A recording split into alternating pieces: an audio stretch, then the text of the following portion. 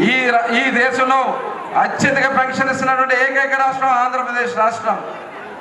4,000 రూపాయలు చొప్పున పెన్షన్లు, వికలాంగులకు 6,000, అలాగే 100% మంచానికి పరిమితమైన వాళ్ళకి 15,000 రూపాయలు.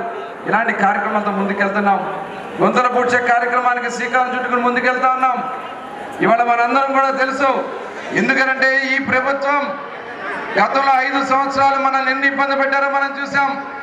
బడుగు బలహీన వర్గాలకి అక్రమంగా కేసులు పెట్టి జైల్లో పెట్టించారు. ఒక మాస్క్ అడిగిన పాపానికి డాక్టర్ సుధాకర్ అనే వ్యక్తిని పిచ్చోడిని చేసి చంపేశారు. అమర్నాథ్ గౌడ్ అనే 10 సంవత్సరాల కుర్రవాడిని అక్క నడిపించాడని చెప్తే పెట్రోల్ పోసి తగలబెట్టేశారు.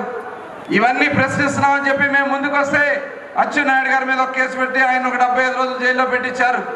నా మీద ఒక హత్య కేసు పెట్టి నన్ను 54 రోజులు జైల్లో పెట్టించారు. ఇవాళ మనం భయపడే వర్గాల మనం ఎదురొట్టి నిలబడ్డాం. ఇవాళ తెలుగుదేశం పార్టీ అత్యధిక ఓట్ల మెజార్టీతో మనం గెలిపించుకున్నాం.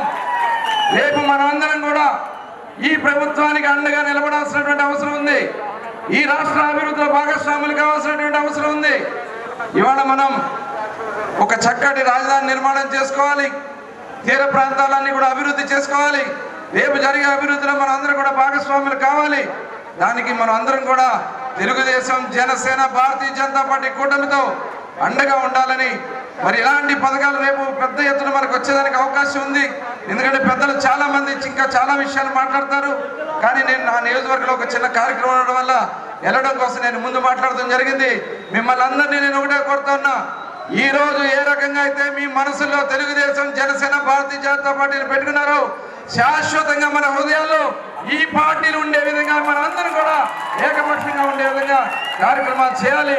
దానికి ఎప్పుడు ఏ అవసరం వచ్చినా మీకు అండగా మేము ఉండడానికి ఈ వేదిక మీద ఉన్న పెద్దలే కాదు, ఈ రాష్ట్రంలో ఉన్నటువంటి కూటమి పెద్దలందరూ కూడా మీకు అండగా ఉంటారని మరొకసారి తెలియజేసుకుంటూ, జై హింద్, జై తెలుగుదేశం, జై జనసేన, జై భారతీయ జనతా పార్టీ.